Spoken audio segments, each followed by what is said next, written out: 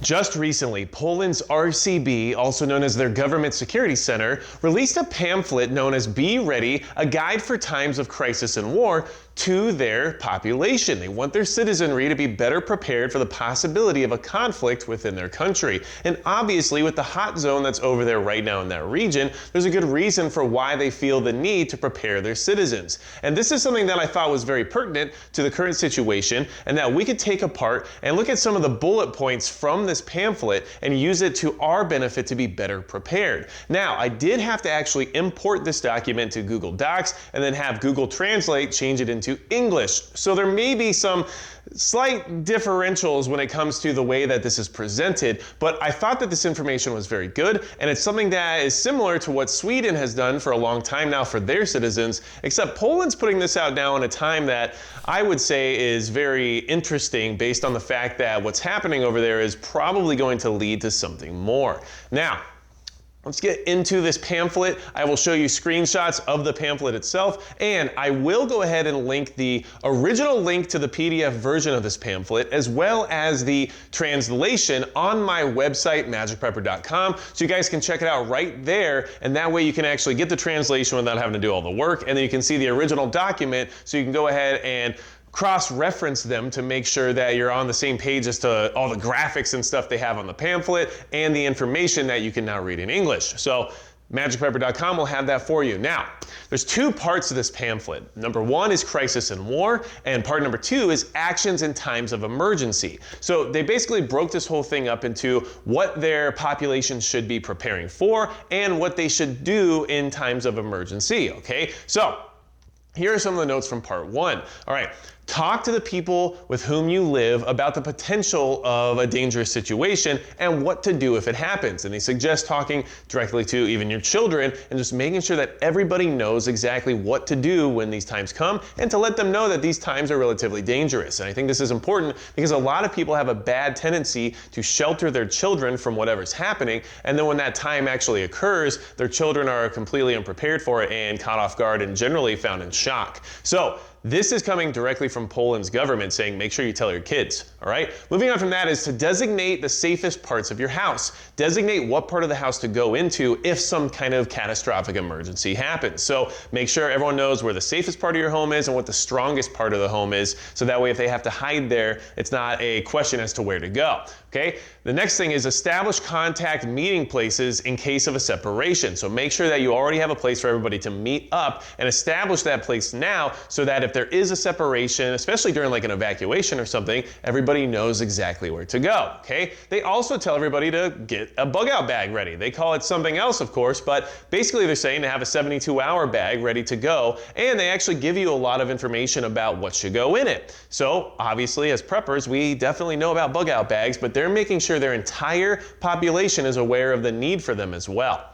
Just saying, you don't have to tell me twice that bug out bags are where it's at. Now, the next thing they say is to have 7 days of supplies within your home. So they're basically lowballing. They're trying their bare minimum approach of like, look, if you can just at least have a week's worth of food supplies and water in your home, you'll be better off than anyone else that doesn't. And they're just trying to make it a number that's reasonable for people who have zero preparation at all, so that they can just think, okay, a week's worth of food and water, I think we can figure that out, right? It just kind of lets everybody into the door, even though I would assume Poland's government, as well as you and I both know, that number should be much, much larger, but 7 days is just a starting point, okay? Now, one thing they do mention in this part one is that misinformation is a weapon, and they're very worried about the misinformation that will be spread during some kind of a conflict, especially in the sense from the foreign entity who is creating the conflict. And understand, they tell you directly to resist your emotions and verify your sources of information. When I read the part about resisting your emotions, I thought that was very interesting, because I think if a government like Poland was to analyze the entire Western society, we'll call it, during the last 2 years, it would be pretty easy to see that people mostly make decisions based on their emotions as to what they will or won't believe when it comes to media. So just throwing that out there, that's exactly what they tell you not to do. Now, they want you to also understand that access to water may be very challenging. So make sure you have at least 14 liters per person in your house, which should get you to that 7-day mark. So they're also telling you that, like, 2 liters a person per day is the bare minimum, and that water will likely not just turn on once this all starts. So I think we should all always remember that and keep drilling it into our brains that water might not be accessible, okay? They also want everyone to store food with long expiration dates that can be eaten cold without any kind of preparation, which is something that I also advocate for. A lot of people are constantly concerned about how they'll keep their freezers or refrigerators up and running, or how maybe their electric stoves will work, or whatever else it might be. And at the end of the day, you have to really keep in mind that the best thing you can do is probably not worry about those things and try to store food that doesn't require any form of energy at all besides the energy you put into storing it originally. Just my 2 cents. That's what Poland's saying as well. Moving on from there, okay? They basically want you to get ready for an evacuation. So in case of an evacuation, you should prepare some things. And they're telling everybody to do this. So this is interesting information and something you should definitely think about if an evacuation was to ever occur. They want everyone to maintain fuel reserves. They're saying, look, fill up your tank and make sure you have extra gas if you can. They know this is going to cause gas runs and whatnot, but they don't care. They just know people need to have additional fuel, because if they have to evacuate, it's too late to go to the gas station, okay? They also say to use the radio to monitor for alerts, as cell phones will likely not work, and by using cell phones you'll just further congest the system and it will just not help anything. So basically have radios and use your radio as the main form of intel for what the emergency alert system is putting out, all right? Now, they also give you instructions as to what all the different alerts they provide are. So they basically tell you, like, 3 long beeps is this, 1 long tone is this, here's how to react to each one. So all that information's in there and it's very interesting. So just take a look at that, but it is something that they're giving to their citizens. And how many people in our country, the United States, could actually tell you what any of our alerts actually mean if it wasn't, just the standard, tornado siren or the EAS annoying sound. Now, moving on from there, they do say specifically that each member of the household should have their own backpack. There should not just be one gigantic inch bag that one of the strongest family members carries and everyone else just, lollygags around.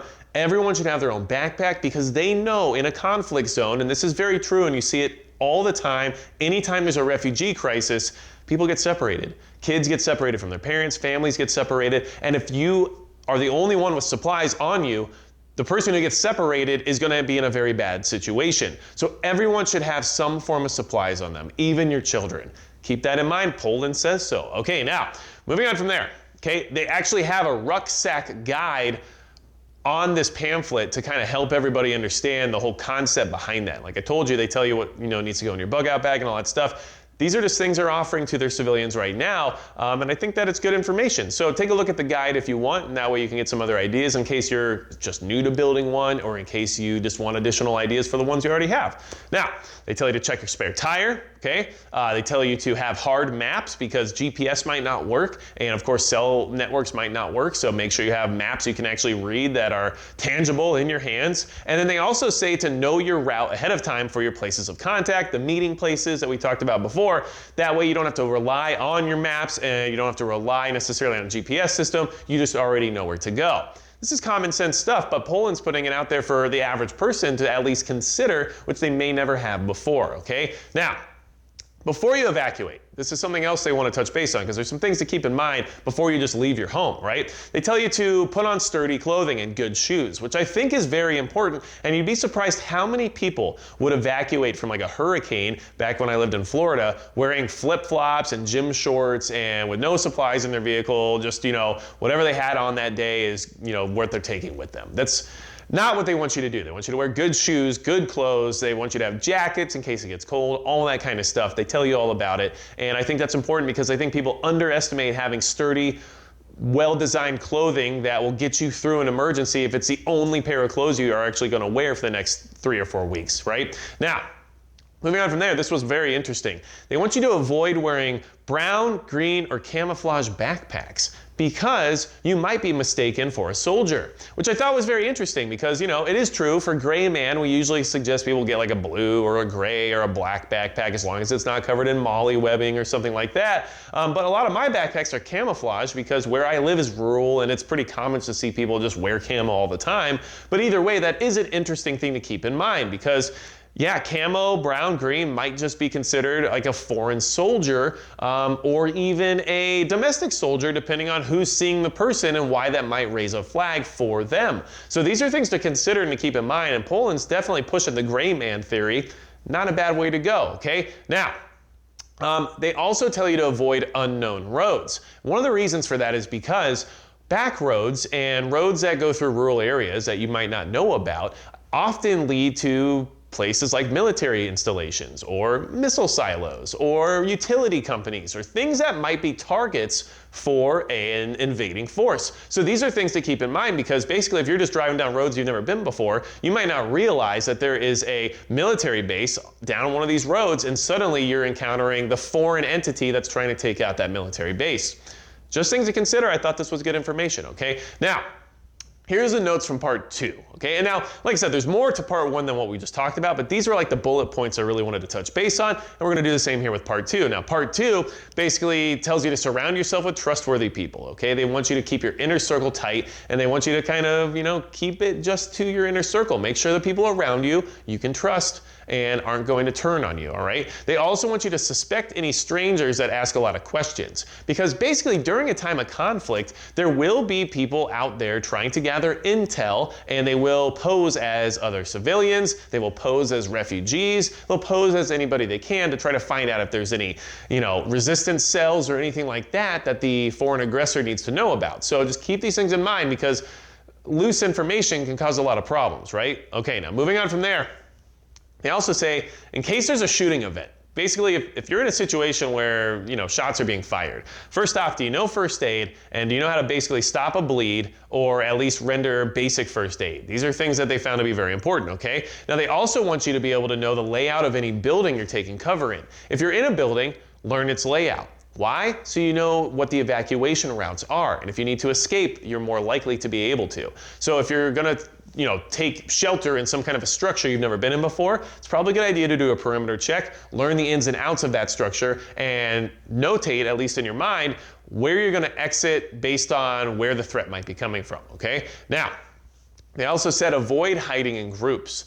Basically, groups get people killed. They don't want you to hide in a group of people because it's impossible to stay quiet. The likelihood of being discovered becomes higher. And if you do have to hide, it's because it's a dangerous situation. And if they find more than one person, they're going to also feel like they are in a more dangerous situation and possibly use lethal force in order to end that danger quickly. These are just things to consider, and it's what Poland's telling you, okay? Now, if there's no escape, they do also tell you to fight. Don't just lay down and take it. They want you to do the thing. So there you go, okay? This is what they're telling their civilians, and I think any decent government would want their citizens to do the same thing, right? Now, when it comes to CBRN, okay, chemical, biological, radiological, and nuclear, they have an entire section about it, and they kind of break down each threat as to like what the threat from it is and what you should do to avoid it and everything else. The main thing that they preach during that entire section is just avoidance. The best thing you can do is just get away. And so, read through the section if you'd like, but I mean, this is kind of basic information regarding that realm, but at the same time, it's very true. Just get away from it. It's literally the best thing you can do. And of course, if you're in like an immediate zone, taking shelter, getting underground and stuff can be very helpful, but there's biological, there's chemical, get away from it and, go upwind, basically. Now, what happens if foreign soldiers are occupying your area? This is information they're just now putting out for their people, so I think we can all have this expectation of that escalation occurring in that area, and I think Poland's expecting it as well. Yes, they are NATO. Now, foreign soldiers, okay, how do you deal with it? Well, first off, wear neutral colors and no symbols or emblems. Make sure that there's no reason for anybody to suspect you to have any sort of alliance. It's better just to lay low, okay? They also said to find companions, get with a group, rely on each other. To have a better chance of defending yourselves if things get dicey, right? Wolverines. Now, they also say to stay in at night. Anyone after dark that's out traveling around is probably going to be perceived as a threat. I think that's probably true. So definitely something to consider. Now, they also have a section about, what happens if hostages are taken or if you are a hostage, right? And real quick, I do want to mention the soldier they use in their graphic for this section. It's kind of interesting because it looks like a NATO soldier, but they're talking about like foreign soldiers, but it's also carrying a M16, which is a NATO firearm and NATO cartridge, and actually it looks a lot like an American soldier. But moving on from there, the hostage situation is interesting. Here's how they tell you to deal with being kidnapped, basically. Obey your instructions, be polite, keep eye contact, eat any food you're offered, get as much sleep and rest as possible, and only try to escape or run away if you know for a fact it's going to work. I mean, I guess what else can you really do, right? So their whole point is that don't escalate the situation, don't poke the bear, and then hopefully wait for a good opportunity to escape. Not a bad idea. And yeah, eat the food and sleep and rest. A lot of people get very prideful and they won't eat the food and they're not going to go to sleep. Well, guess what? When the time comes to escape, they're very weak and they have a much less chance of that being possible. So moving on from there, basically, this whole brochure is to get their people ready to go. And it even has a emergency checklist, which you can check out if you'd like, just to kind of verify you have everything on the list as well. And it has, emergency service contact information and a place for you to put more information. But at the end of the day, this is something that they're giving to their people right now. It's not because they've been working on it for the last 20 years and they finally got it prepared, right? It's because of what's happening right now. Which means that they have a feeling this could be useful information. And we can use any information that we can get. Just because we're not in Poland doesn't mean this isn't good info. And just because we've seen other pamphlets like this before here on this channel, I'll link one up here, the Swedish one, doesn't mean that there's not something else in this pamphlet that's good information that the other pamphlet didn't have. So don't forget, I've linked this thing on my website. I'll put a link to this PDF in the description and the pinned comment too. But then if you want to get the translation, just go to my website and I'll have it posted for you right there. So it's nice and easy. Yeah, it's a little jumbled and weird because of the way Google Translate works, but you can't just easily go get the English version of this pamphlet. So I figured I'd make a place for you guys to easily access that information, and then you can just cross-reference for whatever section you're working on to make sure that you're looking at the right graphics or whatever else you might want to do with it. Hopefully this is good information. I thought this was worth sharing. I thought it was worth looking over, and every time I read one of these pamphlets, I get some good information and good thoughts about other ways I can better prepare, and B, wonder when I'll get my United States pamphlet about the same thing. And when I do get it, will I be worried that they're giving it to me at the time that they are? You tell me in the comments below. If you need anything else from me, magicprepper.com. Maybe you're already going there anyway, and there's a contact form there. And besides that, that's going to be it for Magic Prepper.